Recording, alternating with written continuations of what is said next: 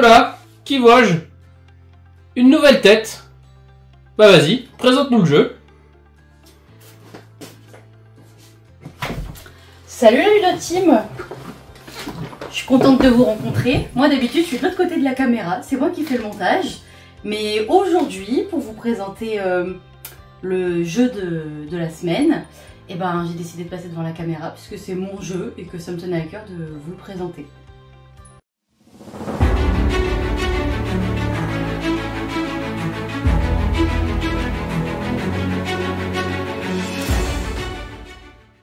Salut YouTube. Aujourd'hui la Ludoverne rouvre les portes de l'univers du jeu de société pour un voyage sur les terres d'Alula. Partez à la rencontre de ces régions et de ses habitants pour tenter de cartographier cette île mystérieuse.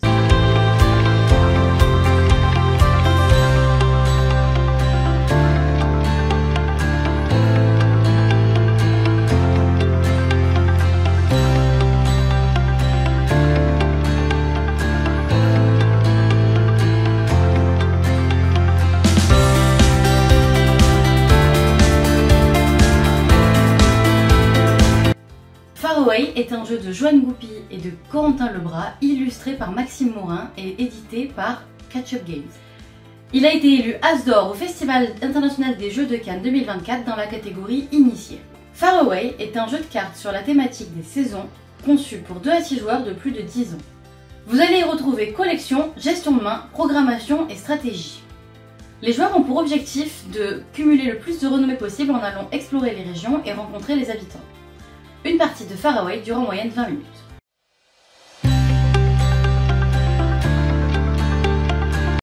Alors, on va déballer le jeu ensemble. Donc, Faraway. Alors, déjà, bon, bah, y a la boîte, là c'est le devant, là vous avez le derrière. Et ensuite, dans la boîte, on a le petit catalogue de Catch-Up Games. On a surtout un exemple pour compter les points. Et ici, on a le détail des différents scores, je reviendrai dessus à la fin, mais le détail pour compter les points à la fin de la partie. Et un petit rappel sur les cartes et ce qu'elles peuvent faire en termes de points. Voilà. On a évidemment le livret de règles, avec une partie hyper immersive sur l'Atlas d'Alula. Donc ils expliquent le continent, ses habitants, comment ça se passe la vie là-bas, la faune et la flore sur Alula, donc ça c'est la partie hyper intéressante. Et puis après on a voilà, un livre de règles classique avec un petit mémo des éléments de jeu en fait avec lesquels on va avoir besoin de jouer régulièrement et qu'on aura besoin de connaître. Donc ce que je ferai, c'est que je vous le capturerai et je vous le mettrai sur l'écran pour que vous puissiez garder ce petit mémo en tête tout le long des explications de règles. Voilà, ensuite on a un petit carnet pour compter les points, donc là on y a joué donc c'est un peu utilisé, mais vierge c'est comme ça, donc vous voyez il y a 6 cartes, 6 colonnes pardon, joueurs, et là c'est les 8 tours de jeu, avec à la fin les sanctuaires et puis les totaux, voilà. On a nos fameuses, oulala c'est le bazar, cartes sanctuaires, donc au verso c'est comme ça et au recto ça ressemble plus ou moins à ça. Et on a pour finir les cartes région, donc pareil, avec un verso et un recto, comme ça. Voilà, donc ça c'est pour le déballage de la boîte de Faraway.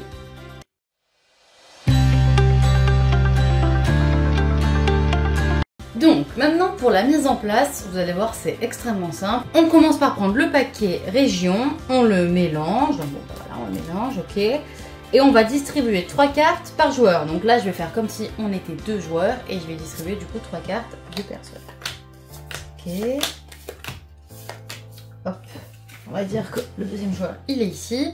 Et ensuite, une fois que ça c'est fait, on vient poser le paquet carte région au centre de la table. On va révéler autant de cartes région que de joueurs, plus 1. Donc là, on est 2 joueurs. Je vais donc en révéler 3. Donc hop. Hop et hop. Ok. Et ensuite, on va prendre notre paquet sanctuaire qui ressemble à ça, qui est plus petit. Pareil, on le mélange. Et lui, on n'en distribue pas, on vient directement le placer à côté du paquet carte région. Voilà. Donc ça, c'est pour la mise en place.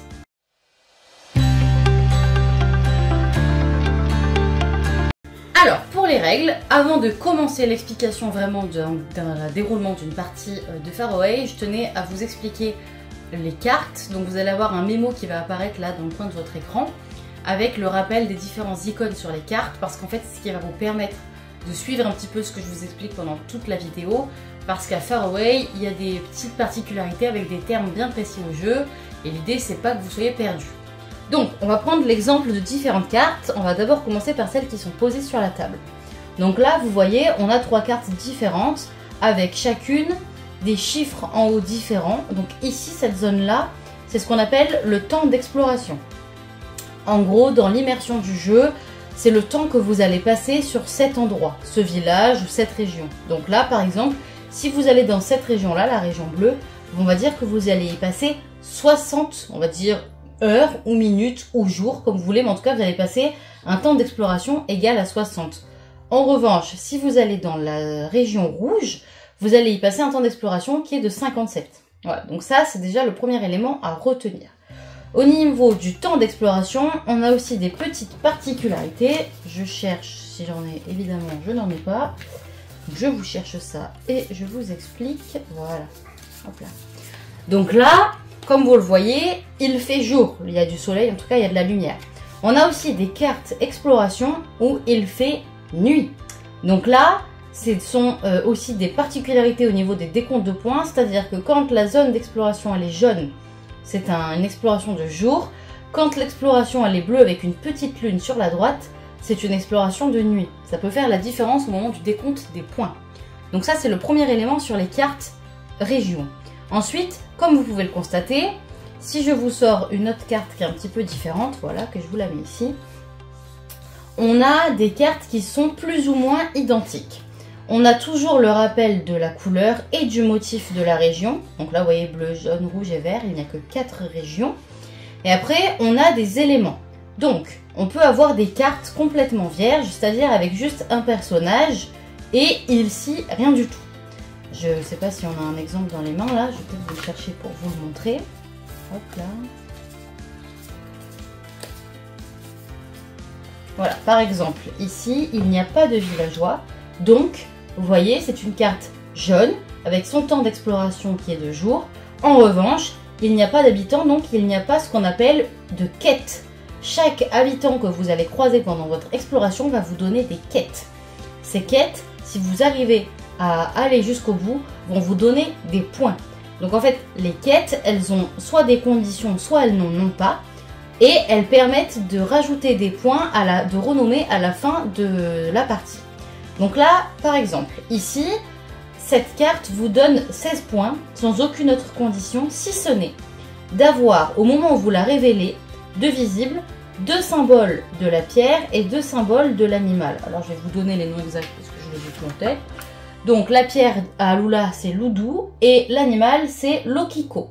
Donc ce sont la faune et la flore, comme je vous expliquais, de Alula. Et donc là, cette condition-là, c'est que pour que vous puissiez avoir 16 points, il faut que vous ayez de visibles au moment du décompte des points les conditions qui sont là. Donc là, bah voilà, c'est ce que je vous ai dit, c'est la pierre et l'animal. Ici, on a par exemple le chardon qui s'appelle l'héros doré.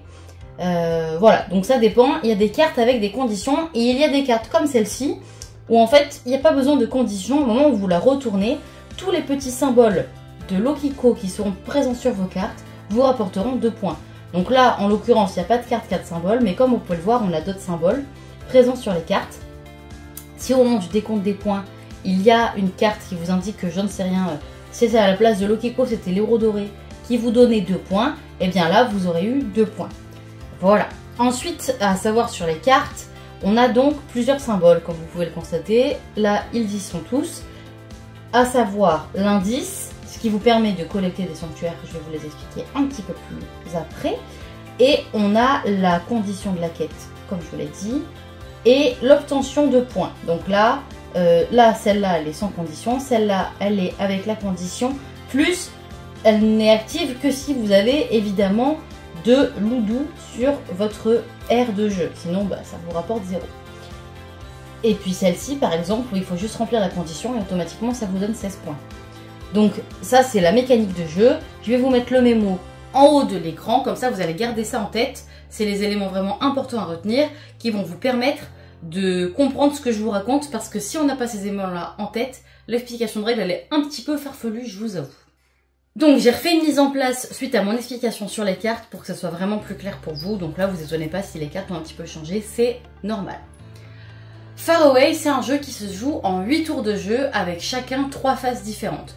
On va jouer 8 fois les 3 mêmes phases en fait, jusqu'à arriver au décompte des points.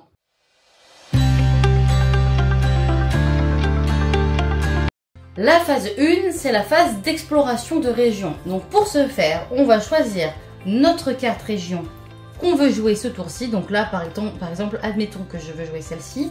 Je la choisis et je la place devant moi face cachée. J'attends que les autres joueurs aient fait la même chose.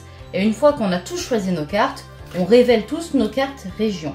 À partir de là, on va l'ajouter à notre aire de jeu. Donc là, admettons qu'on ait déjà joué plusieurs tours et que j'ai déjà des cartes posées devant moi.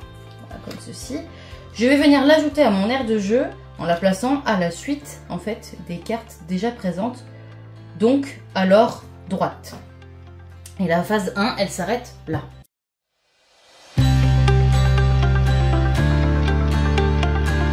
La phase 2, ça va être de trouver un sanctuaire. Donc pour ça, on va regarder la carte qu'on vient de poser. Il y a plusieurs conditions. La première, c'est que la carte que je viens de poser, sur son temps d'exploration, il faut qu'il soit supérieur à la carte qui a été jouée avant elle. Donc là, vous voyez, celle que j'ai posée, elle est à 15, et celle que j'ai posée le tour d'avant, elle est à 3. Donc ça veut dire que je peux explorer pour trouver un sanctuaire. À partir de là, je pioche une carte. Sanctuaire. Si sur mes cartes, j'ai le petit symbole ici, indice, je reprends des cartes autant de fois que j'ai de symboles présents sur mon aire de jeu. Donc là, je vais prendre une carte sanctuaire en plus. La phase 2, pour le coup, elle s'arrête là. La petite précision qu'il faut rajouter, c'est que cette phase-là ne se joue pas lors du premier tour de jeu. Évidemment, comme on va avoir qu'une seule carte posée sur notre plateau, on ne peut pas savoir si elle est supérieure à celle qui est posée avant. Donc on part du principe qu'on ne trouve aucun sanctuaire lors du premier tour de jeu.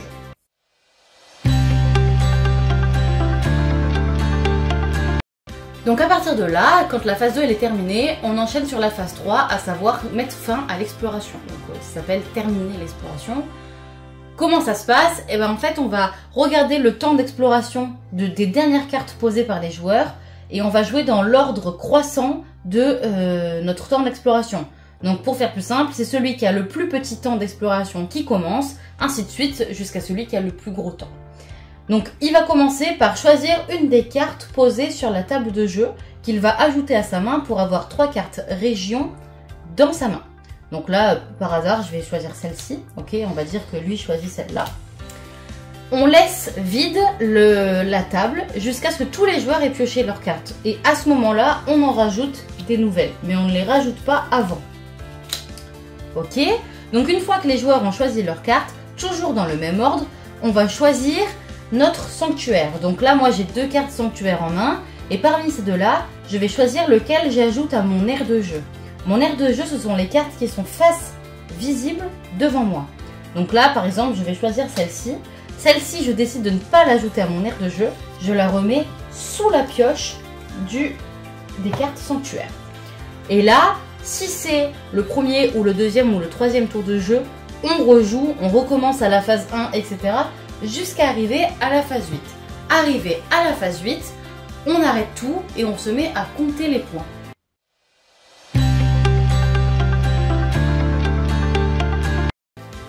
Pour compter les points, je vais faire comme si j'avais 8 cartes devant moi, donc ne vous étonnez pas. Hop là, on va faire comme ça et comme ça. Pour que ça soit plus facile, je vais retourner face cachée mes cartes. Donc tous les joueurs retournent face cachée leurs cartes région, sauf les sanctuaires. Les sanctuaires, eux, ils vont rester visibles tout le long du décompte de points. Ok. Donc à partir de là, on prend le carnet, on vient noter les initiales des joueurs, comme vous pouvez le voir, et on va noter les points qu'accorde chaque carte. Donc je vais retourner en fait ma dernière carte de jeu, puisqu'en fait le décompte de points se fait à l'envers. On part de la droite et on remonte vers la gauche. Donc on part de la dernière carte de jeu et on remonte à la première qui a été jouée. Et on compte les points en fonction de ça. Pour compter les points, il y a plusieurs caractéristiques. Donc comme vous pouvez le voir ici, il y a plusieurs moyens d'avoir des points. Comme je vous l'ai expliqué au début, il y a les villageois qui vous donnent des quêtes et il y a aussi des éléments que vous allez pouvoir collecter lors de vos différentes explorations. Ces éléments peuvent ou non vous rapporter des points. Vous pouvez avoir au moment des décomptes de points, des points accordés aux éléments que vous avez collectés. Donc par exemple, là comme vous pouvez le voir, il y a le trésor, ou alors l'okiko qui a été trouvé, ou alors la pierre Oudou. Donc les points peuvent varier en fonction de ce que vous pouvez trouver. Ah oui, évidemment, excusez-moi, le charbon, héros doré. Donc à partir de là, vous pouvez collecter, je sais pas, 3, 2, 4 points en fonction des éléments visibles sur vos cartes au moment où vous les retournez. Ce sont les premiers éléments de calcul de points.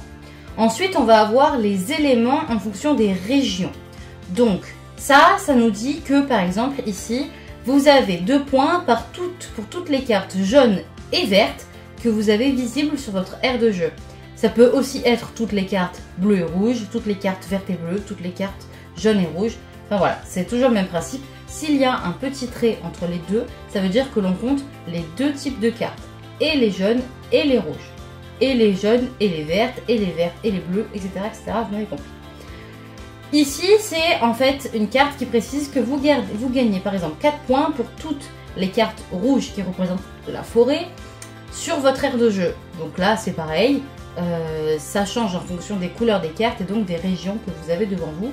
Mais c'est toujours un petit peu le même principe. Vous avez autant de cartes rouges. Par exemple, si j'ai 6 cartes rouges sur mon aire de jeu, 6 x 4, ça sera mon score. Ensuite, ici, celle-là, elle est un petit peu spécifique. Elle vous dit que vous gagnez 10 points par ensemble des 4 régions que vous avez sur votre aire de jeu. Ça veut dire que si sur mon aire de jeu, j'ai une carte bleue, une carte jaune, une carte verte et une carte rouge, eh bien, j'ai déjà 10 points. Si j'ai ça 2 fois, eh bien, j'ai 20 points. Voilà ce que ça veut dire. Ensuite, on a au niveau du temps d'exploration, en particulier de nuit, comme je vais vous expliquer, ça peut vous dire que par toutes les cartes que vous avez explorées de nuit, elles vous rapportent 4 points. Donc là, pareil, vous multipliez par le nombre de cartes que vous avez pour connaître votre point. Et là, vous pouvez avoir, donc là il y a écrit 19 points, mais vous pouvez avoir 20, il me semble que vous pouvez avoir même 25 points. Et donc ça, ce sont les points donnés par les habitants, sans aucune quête. C'est souvent des cartes avec des grosses conditions, mais il n'y a pas besoin de quête à faire pour avoir ce 19 points par exemple. Ça c'est pour le décompte des scores liés à nos cartes régions. Donc ce qu'on va faire par exemple, c'est qu'on va retourner toutes mes cartes là pour que vous puissiez me comprendre. Donc là, ma première carte que je retourne, elle me dit que j'ai 10 points par ensemble des 4 régions sur mon aire de jeu. Comme vous pouvez le voir, étant donné que toutes mes autres cartes sont face cachée, eh bien elle me rapporte 0 points. Je retourne ma deuxième carte qui a une condition d'avoir 3 pierres pour pouvoir avoir 7 points.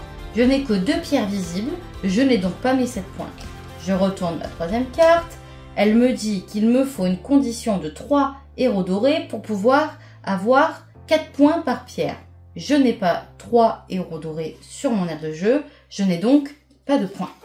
Je passe à ma quatrième carte qui là me dit qu'il me faut 3 okiko et une pierre pour pouvoir avoir 3 points par carte jaune et rouge sur mon aire de jeu. Je n'ai pas non plus autant de symboles visibles, donc je ne peux pas activer cette carte.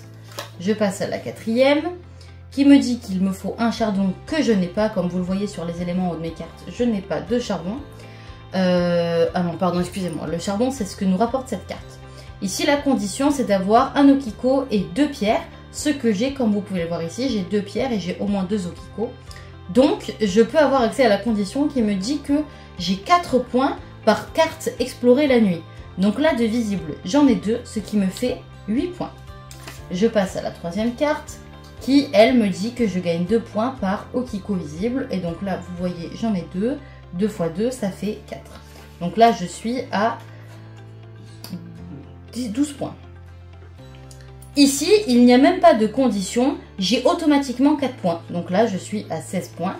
Et je prends ma dernière carte qui me dit que tous les charbons héros dorés me rapportent 3 points. Comme vous pouvez le voir, je n'en ai qu'un.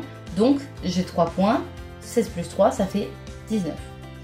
On passe ensuite au sanctuaire qui me dit que pour ensemble des 4 différentes régions sur mon plateau, j'ai 4 points. Donc comme vous pouvez l'observer, je n'ai que 3 sortes de régions, je n'ai pas la région bleue. Donc je n'ai que 0 points en fait, elle ne m'apporte pas de points. Si par exemple j'avais cette carte dans mon aire de jeu et non pas celle-ci, eh bien j'aurais eu 4 points puisque j'avais au moins une fois chaque région représentée dans mon aire de jeu. À la fin, on vient donc noter tous nos petits points, faire le total final et celui qui a le plus de points de renommée remporte la partie. En cas d'égalité, comment ça se passe? En fait, c'est assez simple. On va prendre tous les joueurs qui sont à égalité et on va regarder celui qui, sur son aire de jeu, a le temps d'exploration le plus petit. C'est celui-là qui va gagner la partie, tout simplement.